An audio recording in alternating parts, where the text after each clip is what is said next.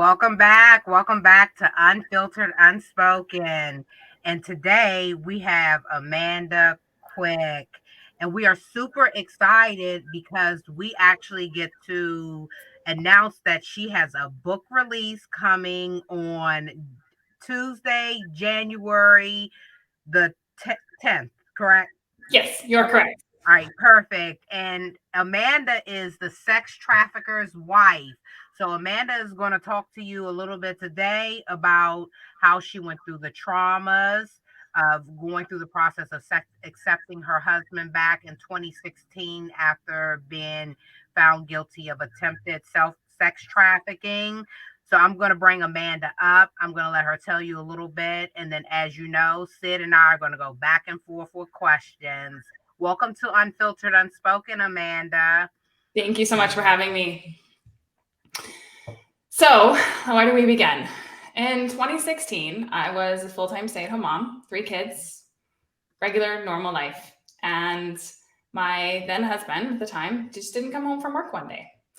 And eventually I found him in jail, arrested for attempted human trafficking with a $250,000 bond. To say I was shocked is a gross understatement. I had no idea what was going on. I thought there had to be some mistake. It made no sense to me. And later I learned that what he was at least admitting to me to was that he had been soliciting escorts his entire adult life, all throughout our marriage.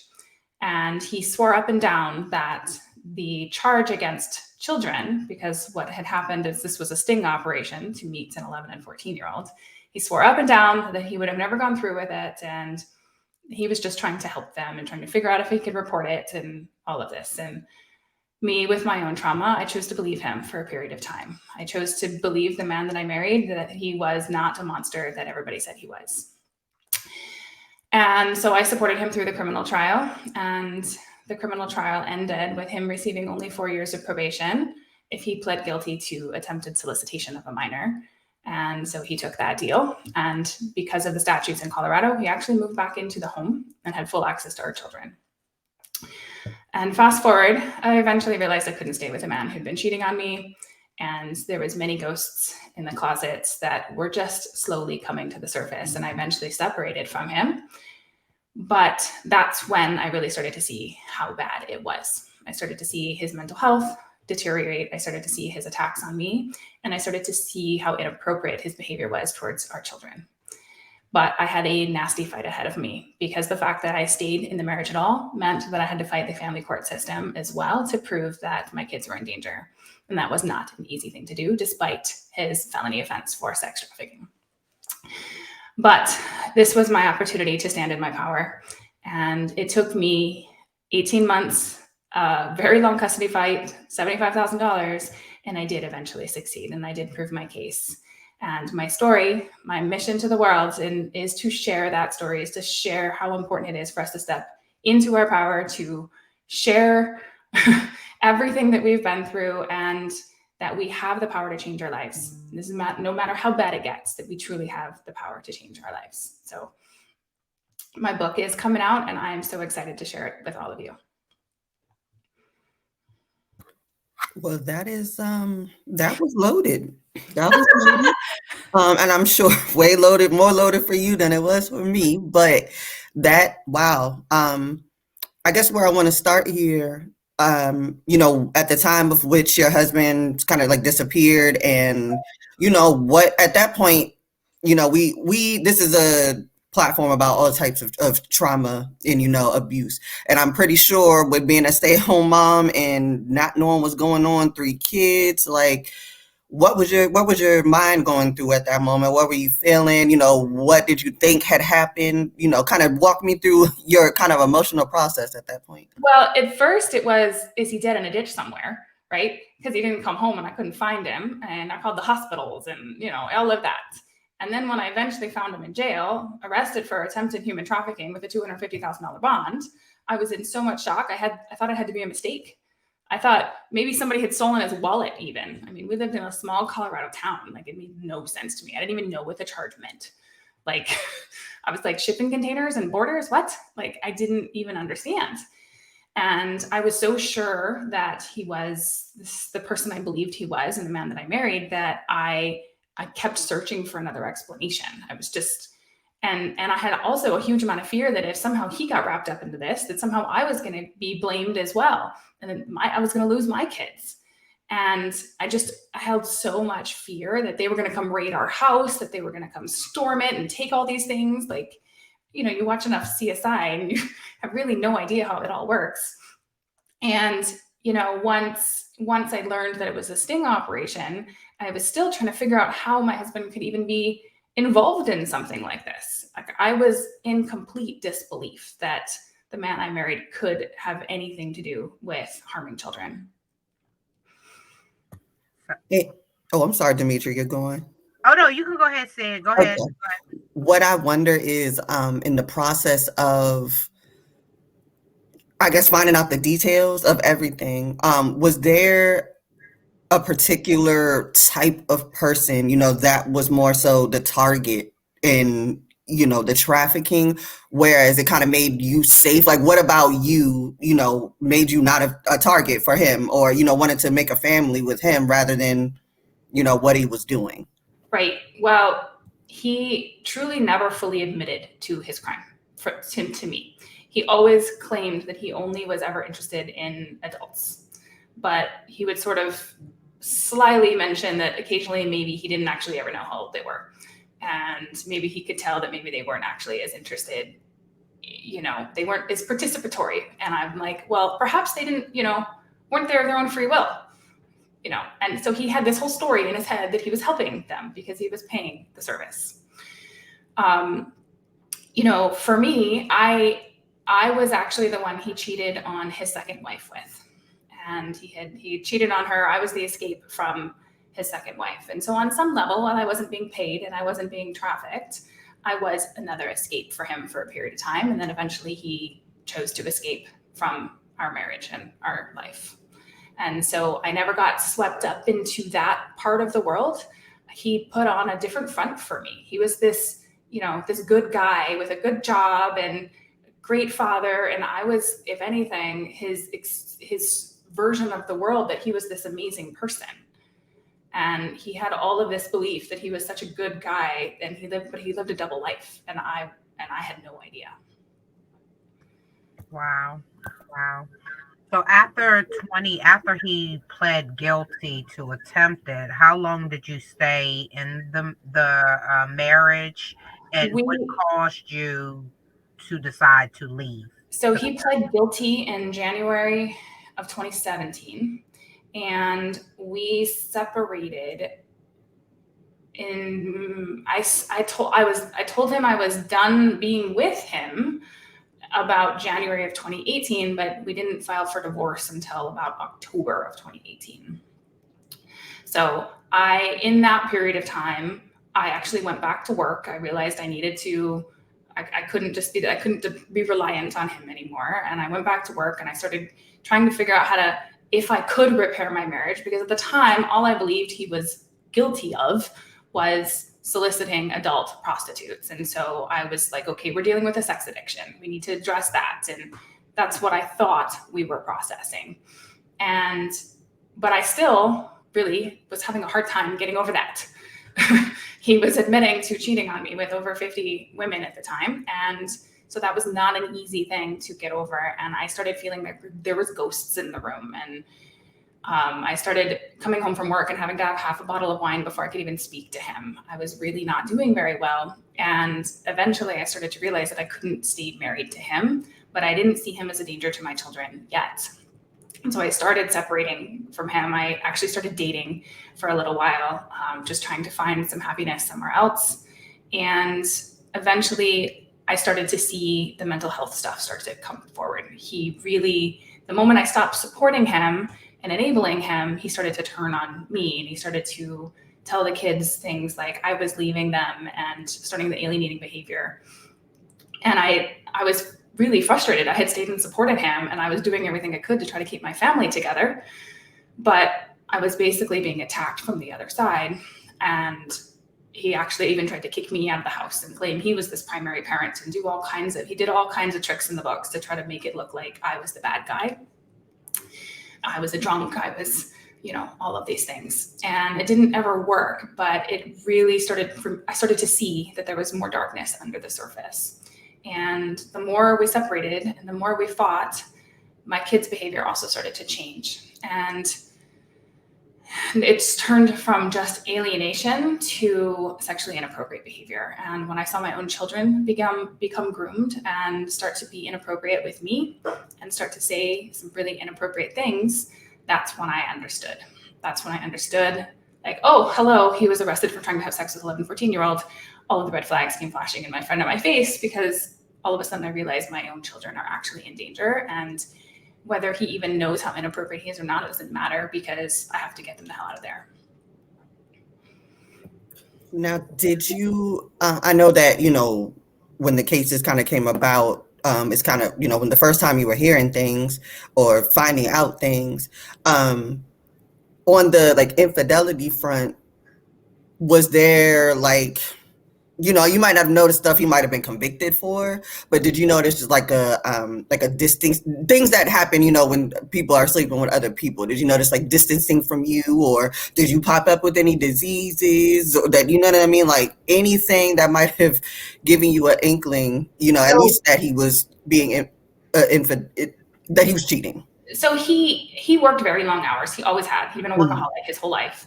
And before we had kids, I worked at the same company. And so we would just go to work together and come home together. And once I had kids, I stayed home, and he would continue to work. And he worked like 12-plus-hour days. And about 2014, actually, his company was purchased, and he ended up having to travel for work, and he had direct reports in another state. And so he was gone for a full week out of every month. And so yes, he was very absent in a lot of ways. And yes, he worked a ton. And there were definitely times he didn't pick up his phone, he didn't answer, and he was not around. But we had 3 young kids, and he worked long hours, and I justified all of it. Justified all of the behavior. And I never searched his phone. I didn't even have access to his passwords. He worked in IT. And so everything was very locked down. And so, yes, were there red flags? 100%. But I didn't see them at the time, and I didn't go searching for them either. So, was any of his victims exposed? Like, do you know of any of the victims? I don't. And nothing was ever exposed as far as anything beyond the sting. And, the truth is the families don't actually ever get the information. It wasn't until years later that I actually even got the case file information of what they even had on him in the first place. And they didn't really, unfortunately, they didn't go digging very far. They got him for the sting, and then they left it. And actually the police officers, I later learned, were very frustrated because they wanted to really get these guys, and they couldn't actually get them as much as they wanted, and they ended up all on basically just probation, and nobody really went to jail for anything. But obviously these were people who had been involved in this for a long period of time. It's statistically impossible that this is the first time. Was there ever, did you ever have any like communication, or did he have any ties still to like either women in his marriages before you? I never spoke to any of them. I know once he finally did separate from wife number 2, she left town, and the other one was also gone. So I never communicated with anybody. I actually did try to reach them at one point during the divorce, just trying to get more information on him, and nobody ever returned my phone calls. I was really isolated in a lot of ways from even understanding his past. Wow. So you also mentioned that there were a lot of folks that were taking his side, and he was charged with he pled guilty to attempted human trafficking, I guess, to avoid other charges. Well, he pled guilty to attempted solicitation because they offered him probation, so he didn't even have to go to jail. Like they didn't.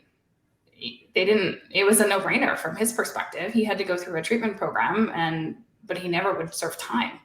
So that's all he ever pled guilty for. And his family, his mom and his sister, still to this day are in support of him.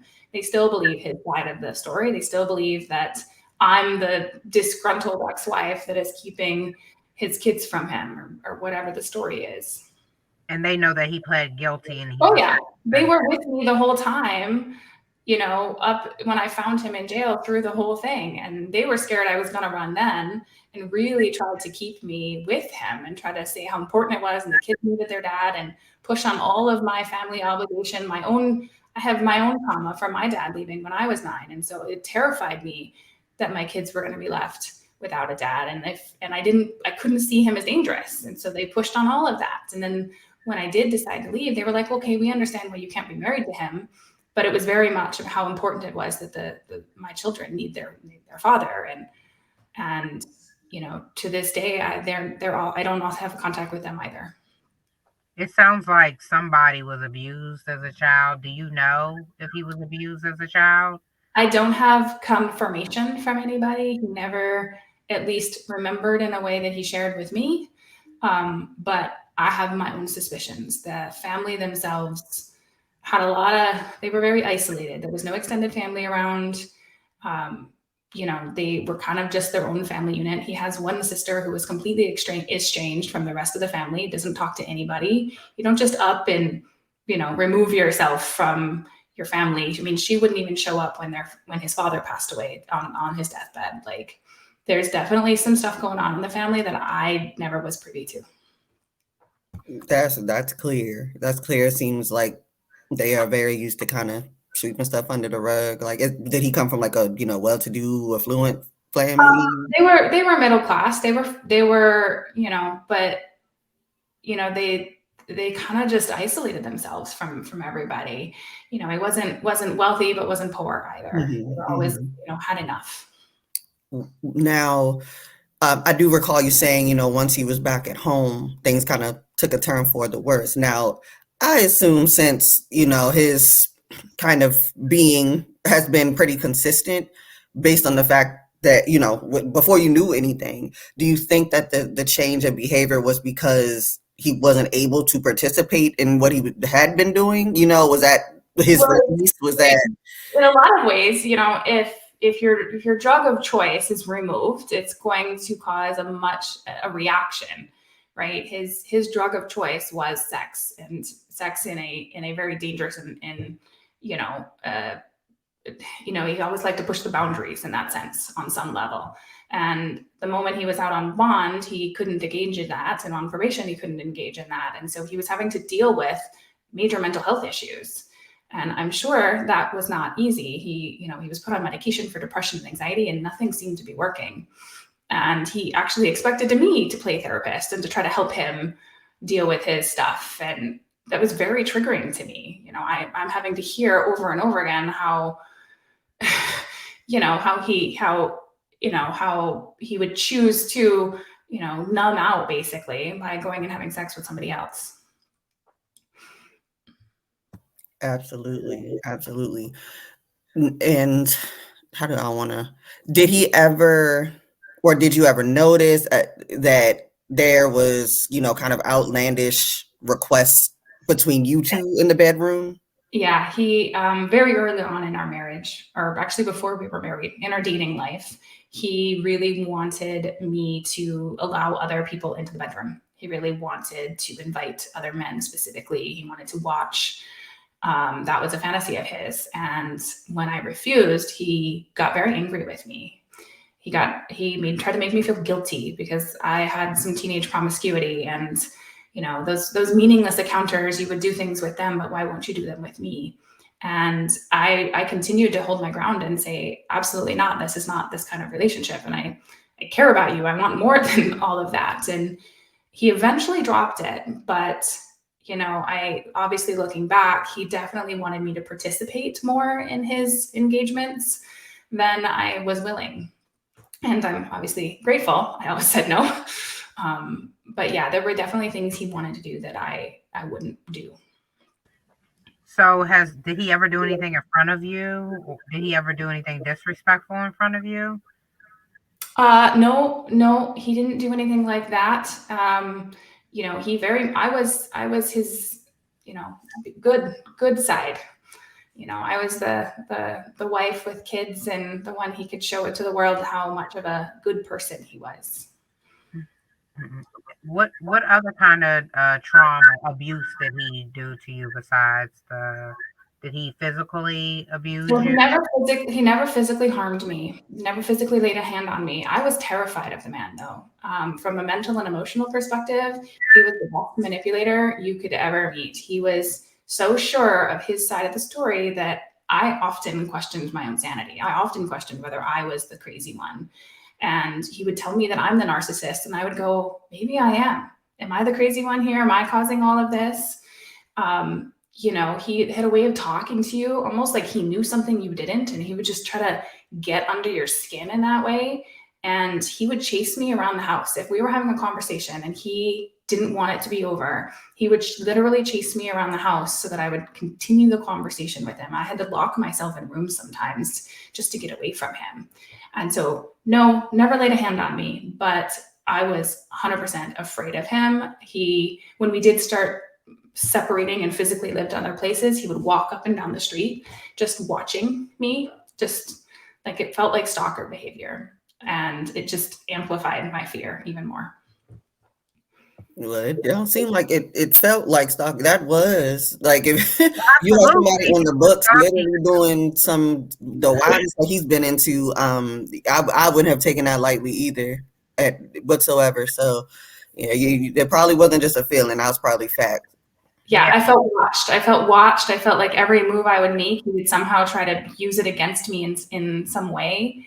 He would continually tell the children things to try to get under my skin. He began using them to get to me, and constantly pushing the boundaries, constantly trying to pretend he was the nice guy just so he could push the boundaries and get one more word in or say one more thing. And as we were separating, he would continually try to hug me and touch me and send me love notes and to try to all the love bombing. And when then it didn't work, he would get even more angry.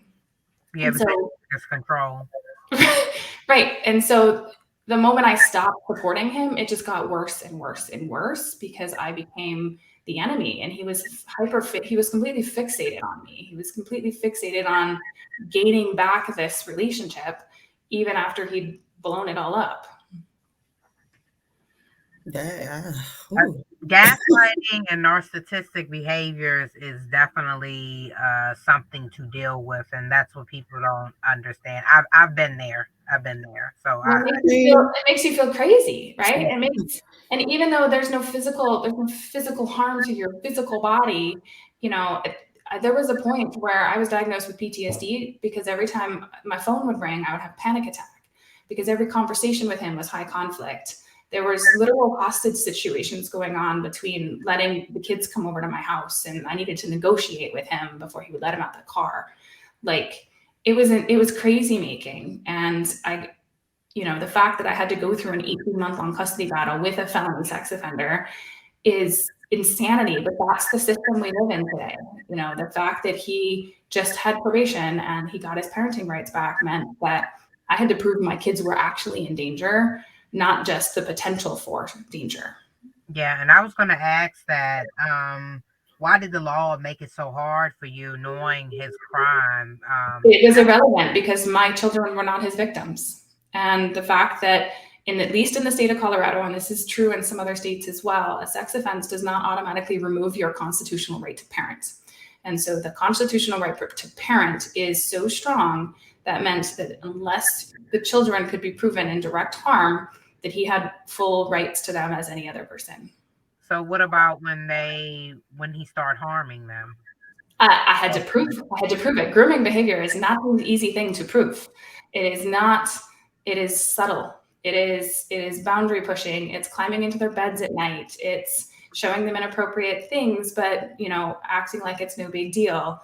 My 7-year-old son at the time says, "Sometimes I suck on daddy's fingers," and he just blew it off like it was some game. Child Protective Services interviewed my son and did nothing. Like all of that gets very hard to prove because it's always just a little bit not okay.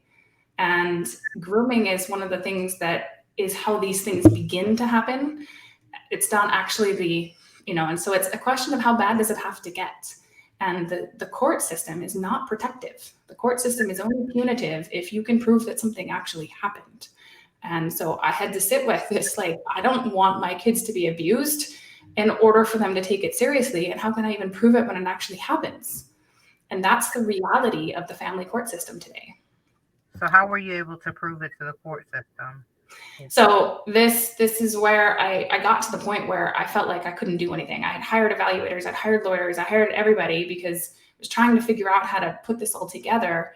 And I was actually guided to see a psychic of all people. And I didn't believe in any of it at the time, but I was at my wit's end. Like, help me, somebody, help me, universe.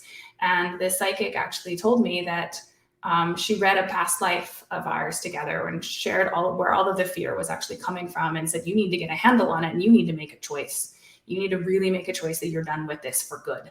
And I thought I had, but there was some part of me that was still holding on to a thread that he would get better and my kids could have a father in their lives. And I had to release that so that I could see what else I could do. And when I left that meeting, I sparked a new fire in myself. And what I did that really changed everything is I started asking for help from everybody I could think of. It wasn't just the court people I hired. It was literally everybody who popped in my mind I called. And what happened after that was really nothing short of miraculous. I had an ICE connection that put me in touch with Homeland Security. They got me in touch with the man who put the cuffs on him in 2016, got me in touch with the police officer that put the cuffs on him in 2016. They reopened the case file. They vowed to help me in any way they could. The DA actually unsealed the actual case file that I had never seen. And I was able to see the text transcript between him and the undercover agent. And I didn't have any of that information. And so I was able to actually get what actually happened, and any doubt left in my mind was gone once I read that. And, I was able to start recording my kids and able to start to show the grooming behaviors from their standpoints. And I actually got a bunch of information directly from them. And I just collected data after data after data. And I had a 3-inch ring full binder of all of the information when I went to court. And, in the end, the judge saw what was happening, and she did actually give him one last opportunity to get his shit together. And she basically said, unless he gets more evaluations and more therapy and more things involved and filed a compliance with the court, that he might get some time if he could do that. But if he didn't do any of those things, he was going to only have supervised visitation, and he did none. And so basically what happened is he then chose not to exercise his supervised visitation, and we have now not heard from him since April of 2020. So was there any fight for custody at all? Like, was he going for the kids at all? Oh yeah. That was an 18-month long. So once he filed for divorce, he tried to kick me out of the house and tried to go after custody. And I ask this because I know, especially with fathers that, work a lot, even the ones that do have the best intentions, these are the fathers that, you ask them, child, the doctor will teach his name. They don't know. Like, what type of father was he? Like, was it even, him trying to get custody because he was a good father, or because it was, just spite in opposition to what's going on? So before his offense, he was the absent father. He didn't know the teachers' names, didn't know the kids' sizes, anything of the sorts, right? I was the full-time stay-at-home mom. He was gone all the time. After he was arrested and he wasn't working anymore, he was more engaged with them, and he really wanted to show the world. That was like the last thing he had left, as I'm a good father. And he really held on to that, and he really tried to participate. And the kids actually adored him. He would play video games and play Disneyland, Dad, all day long. And while that's great and all, he was also massively inappropriate and had no idea the effect that his disorders were having on the children. And, whether he even intentionally or not was grooming them, it doesn't matter. He was being incredibly inappropriate and teaching them incredibly inappropriate behavior. And so, he tried to play this role like he was this amazing dad, and he deserved the 50-50. But the truth is the statutes in all of the states are really leaning towards 50-50. And so it's very hard to have anything else unless you can prove actual danger. Did they not take into consideration what he just pleaded guilty to? No, it was irrelevant. It literally was irrelevant.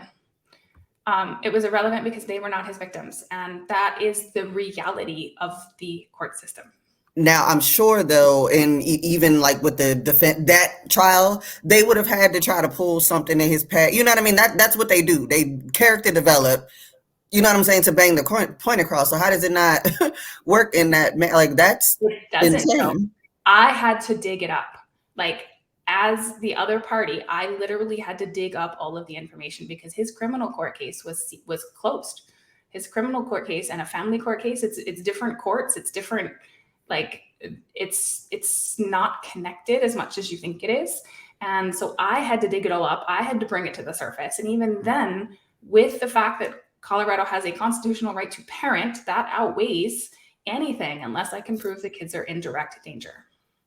And I watch you shaking your head, and I completely agree with you. So, like, I'm irritated. Like, I'm extremely irritated because no. And that was my reality. I was sitting there going, I'm fighting with a fucking narcissist who is grooming my kids, who pled guilty for trying to have sex with children, and I still have to have a $75,000 fight, and I am losing my freaking mind doing so. Like that was my reality. Wow. I just, the system, we hear in so many ways how they fail us, and just so many ways. And it's like until someone gets hurt, that's when they want to do something about it. Do your kids ask about him now? They did it first, they lost a parent in a lot of ways, and that was hard. That was another trauma to go through. But I was very intentional about what I shared with them from as age appropriate as I could, but I wasn't going to hide it from them. They needed to know what really happened. And so obviously as they've gotten older, they can understand more, but I told them the truth from the beginning. And I told them that he made the choices he made, knowing the consequences, and, knowing that he wasn't going to have access to them, and he still made those choices, and allowed them to process those feelings. And every time it comes up, we talk about it again. But, now today, they don't even remember him. It's been almost 3 years, and 2 weeks after my divorce was final, the pandemic hit, and the world changed and everything changed. And so they don't really remember much before all of that at this point. And on some level, that's a good thing. We get to heal and move on. And the pandemic actually was a blessing for us. We got to come home and heal as a family together after all of that chaos.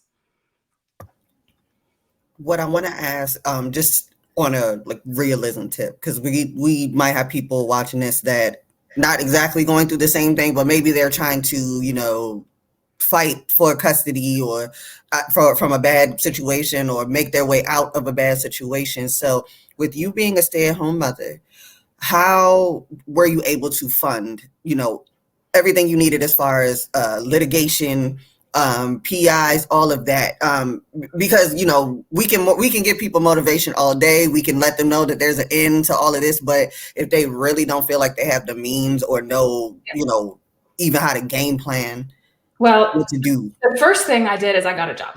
I got a job before I left, and a lot of that was for financial reasons, but there was also a sense of identity that I needed. I needed to no longer just be mom and wife. I needed to know that I was more than that. And as making connections and being more and realizing that I'm worth more was really the first step. Now, from a financing standpoint, we had access to more money than most people do. And it hit me really, really hard after my divorce was finalized that it cost me $75,000 to have this fight. And it was a really, really hard fight. And if I didn't have access to that kind of money, I wouldn't have been able to even start to have that kind of fight. And, I recognize I was very privileged in a lot of ways, and I had access to education, and I had access to resources. And it's actually one of my missions that I would like to start in the very near future, if I can get enough funding, is to start a nonprofit so that there is a way that people can have access to cash, grants, and the mental and emotional resources they need, because the $75,000 wasn't what changed it, but I needed that to even start to have the fight in the first place. Yes, that's for one awesome that you recognize that, because not to say that it's going to be completely impossible for anybody that is watching and might need to, that's what they need to do, but money makes the world go around. We live in a capitalist society. They're going to tie everything to money. The fact that money determines who wins and who loses in so many of these cases just makes my blood boil, truthfully. Like that is showing how broken the system is. And, the system is meant to support us if we can not give it our power and we can, have the resources to use it in the right way. It can work, and it did work in the end for me. But the reality is, if you don't even have the ability to start to have that fight, and if you, have lived your whole life where the system is supposed to save you and protect you, it's going to be a whole lot harder. Yeah. Wow. And I have a question. Do you think that if you would have stayed any longer, that he would have tried to sex traffic your kids? I honestly have no idea. I can't hardly go down that road myself. From my mental perspective, he was very watched on probation, and I don't know that it would have happened immediately, but would things have started to go down a pretty dark road? Absolutely. Okay. I know it's a tough question, to answer, so just transparency.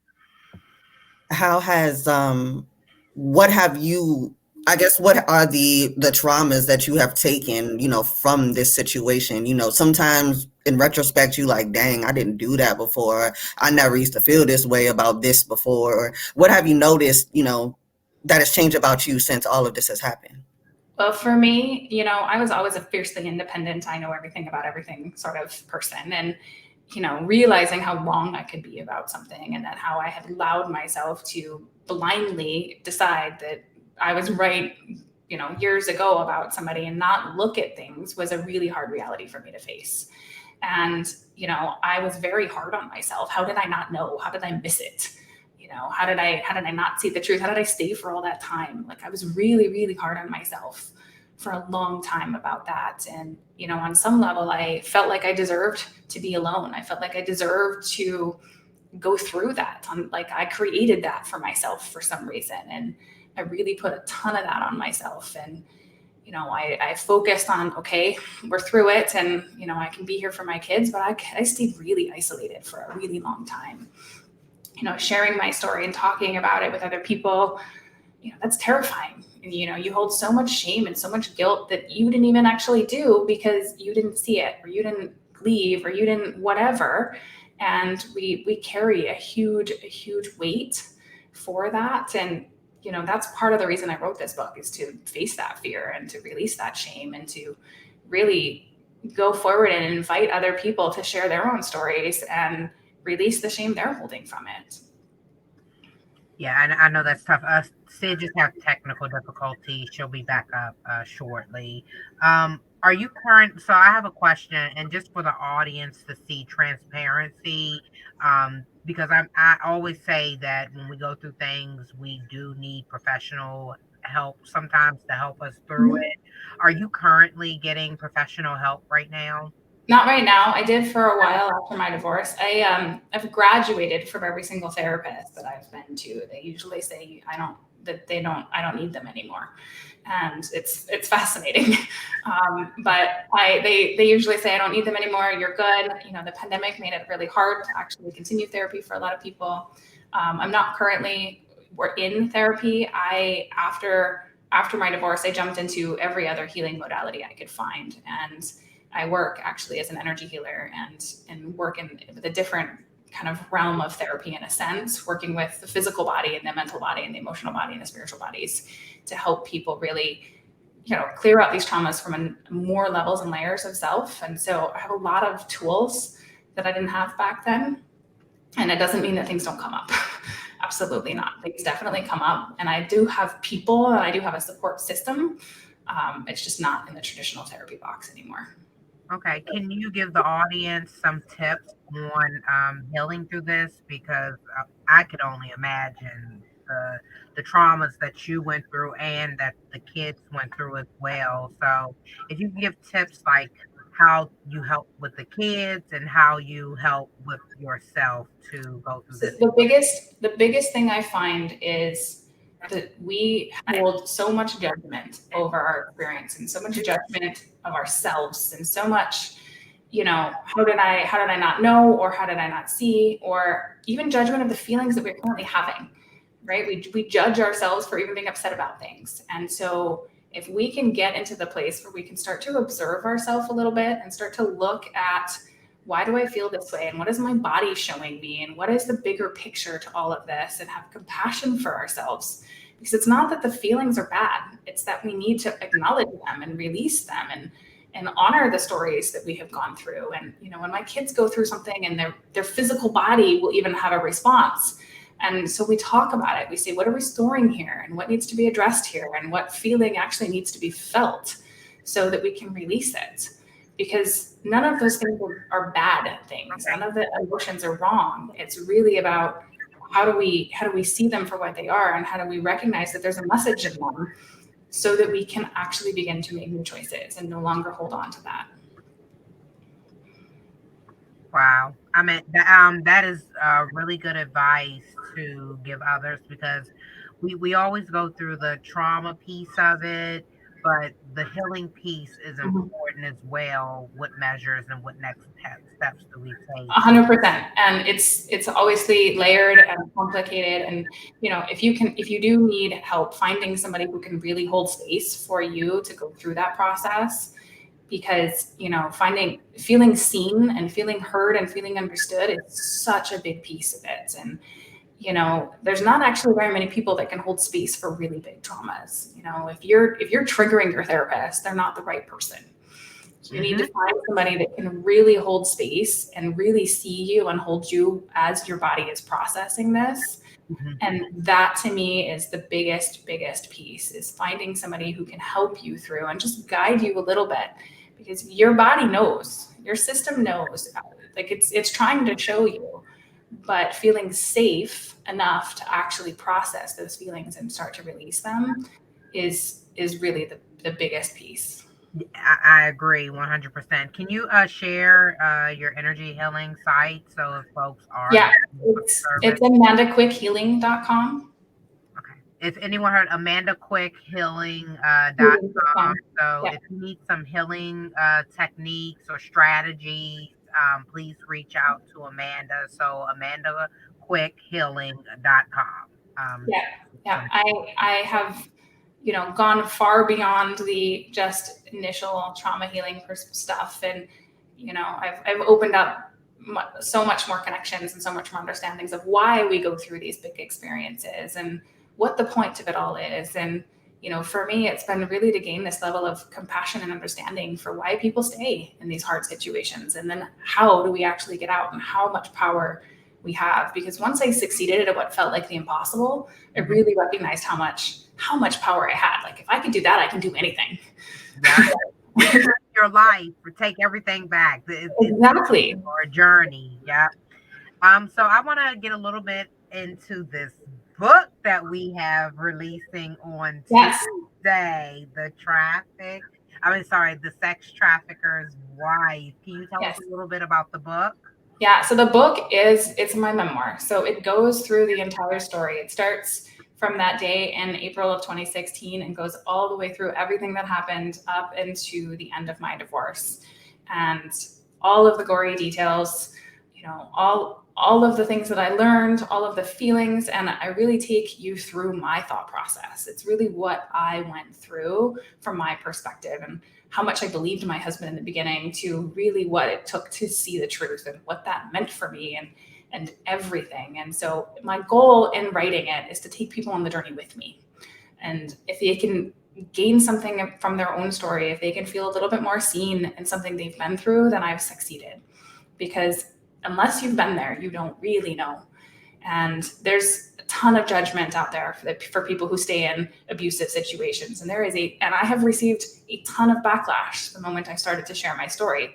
And that's fine. You're not going to judge me harder than I judged myself already.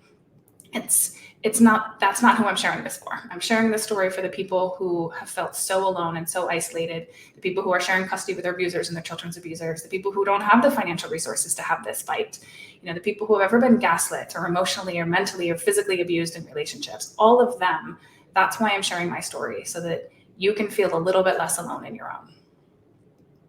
I love it. I love it. I love it. And that is a part of what Unfiltered, Unspoken, and the Good Fight is about, is sharing life experiences to help others going through similar situations. So I admire what you're doing. I watch you on TikTok, and you gave me some tips to do, which I've already started doing. I appreciate it. So for anyone, definitely. Amanda is heavy on TikTok. She shares a lot of inspirational her life experience on TikTok. So please definitely, if you have TikTok, check her out. Check her out. Um, Currently, how are you? How is your state of mind right now? I know it's a long healing journey piece of it, but It is. let the audience. I'm really good. I have been really good for a while. You know, people are usually surprised when they hear my story and they know me because they're like, "How are you so okay?" But I've done a ton of work and I'm a very strong person and I was not going to let this break me. If anything, it was fuel so that I can make something valuable out of it. If I can help other people after what I've been through, then I've done my job. And I'm from a mental perspective, I'm really well. I have a different kind of work that I get to do. I have a way to share my story and my experiences. And, my relationship with my kids is so much better. I have a new romantic relationship. I have new friends, like everything is so much better in my life. That is awesome. That is wonderful to hear. And your smile, you're glowing. So I always see that smile on your face, which definitely shows that some people cover up with a smile, but you can tell the difference in certain smiles. And I definitely can see that glow on your face. Can you give? I want to ask a question. Can you give the audience a tip? Like, what are lessons learned through what you went through with your ex-husband, and what did this whole situation teach you? So the biggest thing is trusting myself. And honestly, I think this is one of the grounding things that so much of humanity is struggling with is we are so inundated with so much data that goes against our own intuitions. And from a very early age, we are manipulated and gaslit by every single system out there. And we learn not to trust ourselves. We learn that that's wrong. And so this taught me that all of those little things that I, shoved away were actually my intuition. They were actually my body telling me there was something not right. And the more I listened to them, the more things started to shift and change in a good way. And so, if I could sprinkle pixie dust all over the planet and give people one thing, it would be that they freaking trust themselves and they operated from that place first. And that was probably the very biggest thing that I learned. And, on top of that, it's recognizing how worthy I was of, being safe, being secure, having a safe household, and that I didn't need to just put up with stuff because my kids needed their father. No, I needed to be okay first. As moms, we like to put our kids first. Everything, we're last. And I believed for a long time if my kids were okay, then I would be okay. But I was backwards. I need to be okay first. And my kids will be okay because I'm okay. And that was one of the very biggest things I also learned. And I'm sorry, guys. I was having some technical issues, but I am back. Different laptop. Okay. Now, and I'm sorry, and I don't know, where you guys kind of left off with everything, but my question is, what has your, I know that the kids have not seen their father. Have they been in touch with that side of the family at all? Nope, we have not heard from any of his family, and it'll coming up on 3 years in April. And just out of, They lost grandparents, aunties, uncles, everybody, and they have chosen not to contact me, and I haven't reached out to them either. I agreed. And that's just in regards to them, still kind of not believing that he's done these things, or is it As far as I embarrassing? know, What as was far as I know, I'm just the bad guy keeping the kids away from everybody. And what's sad is that what people don't realize, and I always say this, is that being victims, when people side with the abuser, especially when they know that the abuser is wrong, they cause more abuse to the victim. They do. They do. And it's hard on some level that they lost that whole part of their family, but on another, it's actually easier. It means I don't have to deal with him in any way, shape, or form. It means they've all chosen to step out of their lives. We moved away from Colorado in 2021.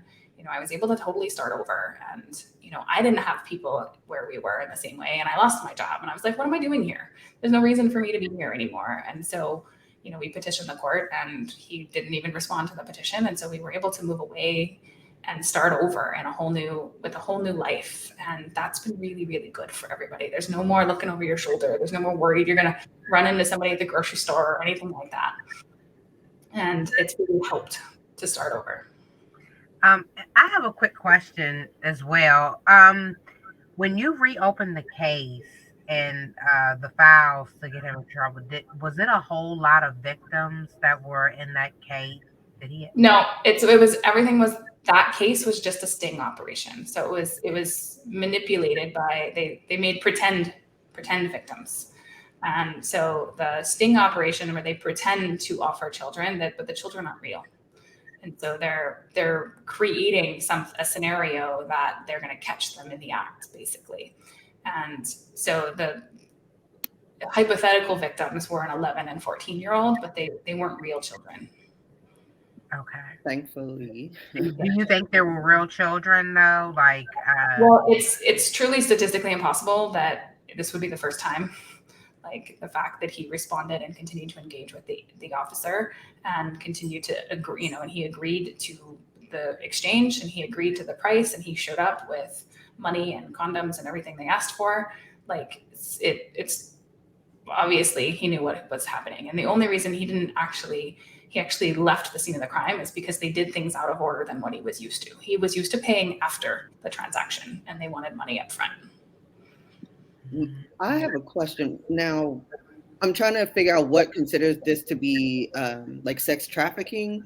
So they charged him with trafficking, but then they reduced it to solicitation because of the way they had run the sting. Unless he was actually to take possession of children, it couldn't be considered trafficking. So they reduced the charge later. And what exactly, and I'm sorry, because I never really got into these like the technicalities at all, but if you buy and sell people, okay, it's trafficking. Got it.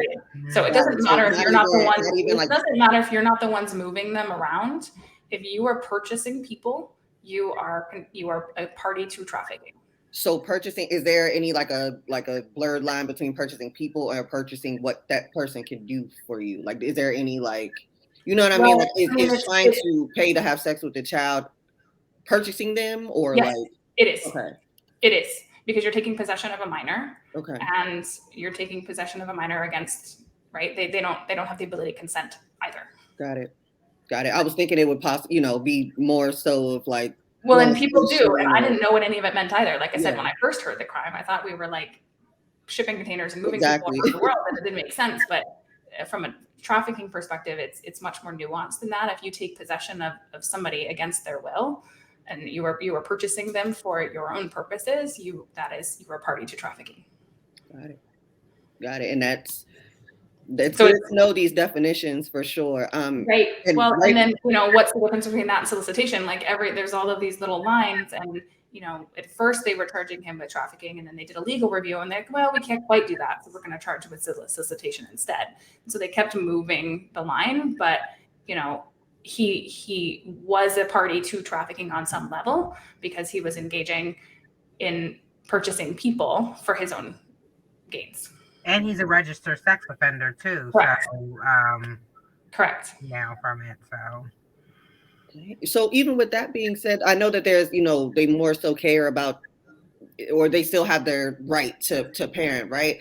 But aren't you supposed to have some distance between you and children? Do your children count when that happens? Other children. Your children are the exception.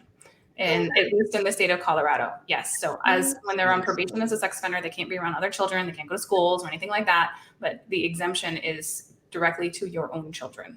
Children is children. It That's what doesn't I'm saying. Like, matter. you know, what if they want to have kids or their friends come over after school Can't. or exactly? And how do you explain it? Like that is, It's not fun. it's not, and you got to be on it. You know what I And mean? I'm the Like one, if and I was the you, one who had to have those conversations and have those disclosures and be the one to take to every single event and school thing and all of it. Yes. oh my god. So the those that lived around you, your neighbors, did they know that he was a sex They offender? did. That he They did.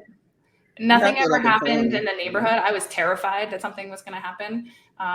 But there were things that happened. We tried to move at one point in time, and people called probation on him, and didn't want him in their neighborhood and things like that. Like people there, at least in Colorado, some places are different, but where we were, there was no rules about where they can and cannot live. It's like there are some counties that you can't live within certain radius of certain things if you're a sex offender.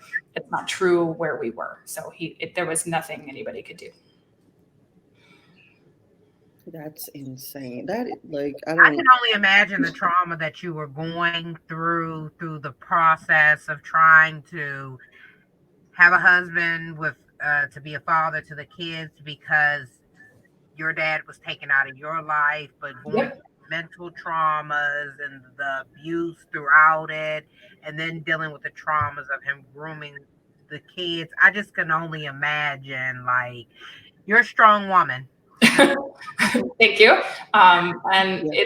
it really is crazy making. And that's why I wrote a book, because it was so loud that people needed to hear this story. And, we searched and searched, and nobody's ever told the wife story. There's victim stories out there. There's even perpetrators stories out there, but nobody has ever told the wife story before. And I needed to. That you did, and I'm glad you did because that is, I know you said it's like a story from the NCIS or It is. something like that, but it's like you just minding your business, living regular life, and like that's insane. So, for one, you should benefit and profit from your story for one, because that's that was your story too and part of your experience. So I'm glad that you're able to tell it the way that you want to tell it, and while you're alive, free, healthy with your kids and all of that, you're not telling it from a jail cell after you that took his head off, because I personally don't know if Yeah, I would have had the strength not to, especially when he came back. Like that's real strength, because yeah. It was the very hardest time in my life. The urge to put my kids in the car and drive away and never to return was very, very high. and what's Very crazy real. is the law is protected. Like, you can't even get up and leave. You have to wait for the law to say, okay, now you have permission to leave and take your kids to a safe Correct. I would spot. be charged with kidnapping had I done that. You literally had to petition the court to move. Yes. Like, Yes. do y'all not see like what's on like paper? This is not somebody made up. Like, I know. And so despite all of that, right? Despite all of that, it was the fight of my fucking life. And I, by some grace of whatever it is you believe in, I succeeded. And I truly believe that it was the catalyst that I needed to really take back my power and to change my life and show other people how much they can change their own. yes, you did, and I'm thankful. I'm thankful you were able to make it out of that. Grateful your kids are. I'm kind of glad they were kind of at an age where they could possibly just put that behind them. Not happy they have been forced to live with only their mother, grow up with only their mother, but the flip side is way worse. So Correct. that They're safe. is They're way safe. They're worse. loved. They're secure, and at some point in their life, they will know how much I fought to protect them. Exactly. That's They, all that they, matters. they know. They know. They know. Yeah. I don't think they know yet how much in danger they were, but they will at some point. Yes. I told them they got to be 16 before they can read my book. I was about to say, like, hopefully they're not quite there, and it would be a lot for them right now. Yeah. They're 7, 10, and 12, so it's not quite there. Yeah, those two. Yeah, not yet. But you'd be surprised, when my daughter was 5, she literally came in the bathroom and was like, "Mommy, did this happen to you?" Because she heard it. So, yeah. They know more than they let on, and I'm aware of that. but before they read the gory details, Yeah, they need to at least be absolutely. able to have a conversation about it and have enough Yeah. understanding. Absolutely. Well, now, Miss Amanda, we want to take the time. I know that we've already, in the middle, beginning, all in the course of this conversation, have been, throwing up your book, letting people know where they can buy it, what day it comes out. Now would be the time. If there's anything else that you're working on, if there's anywhere else they can buy the book outside of the website, just anything that you want our viewers to know that you're working on, what's coming up, how they can contact you, if you do have any points of resource for women in similar situations. That was your time. You can throw all that out now, Okay. and let the people know. Okay, so yes, my book comes out. We're actually in pre-release right now. So if you go to the sextraffickerswife.com, I'm linking. It's all on Amazon right now, both paperback and ebook. My goal is to actually start a nonprofit, and I'm in the process of it, but it's not started yet. And so if anybody wants to reach out to me and participate in that, my goal is to create a place where people who are fighting for custody from their abusers and their children's abusers can find resources, can find funding, can find mental and emotional support, and can find community from others who are not going to judge them for what they've gone through. And on top of that, I also run a healing and coaching business. You can find me at amandaquickhealing.com if you want one-on-one support as well. Amanda, when we finish, if you want to post that in the Good Sure. Fight chat group, please share your resources. You never know who may see that and can connect to Okay. it. So definitely, please share. So we want to thank Amanda Quick for tuning in to Unfiltered Unspoken. Please, if you haven't, the Sex Trafficker's Wife releases Tuesday, January 10th. Get your copy, come out and support. You're going to hear the side of the wife, the victim. We don't hear much of that at all. So please tune in. And also, TikTok, the sex trafficker's wife, you have to check out Amanda's TikTok because she is on fire on TikTok and we love it, Amanda. So if you haven't learned anything today, again, we have an issue with the system failing us. As you heard, Amanda, it took her a while, 18 months to get her kids out of a household where they were groomed from her ex-husband, who pled guilty to say it again. I'm sorry, I don't want to get it wrong, Amanda. Yeah, he pled guilty to attempted solicitation of a minor. Yeah, so attempted solicitation to a minor. You can hear all the traumas that Amanda went through. So we take on a lot of issues, and we make folks traumas our traumas, and it can take us down. You have two folks on here as a testimony, Amanda and I, on taking on someone else's mental issues, making them our mental issues can Yeah. confuse you and bring additional mental traumas to yourself. So, know the red flags, get out of the situation, try different measures, professional therapy. If you're going through anything, we're just here to help through life experiences. We're not therapists and we're not psychologists. So, thank you for tuning in to Unfiltered, Unspoken. Amanda, thank you so much for sharing your life experience, and tune back in. We'll be back on Sunday.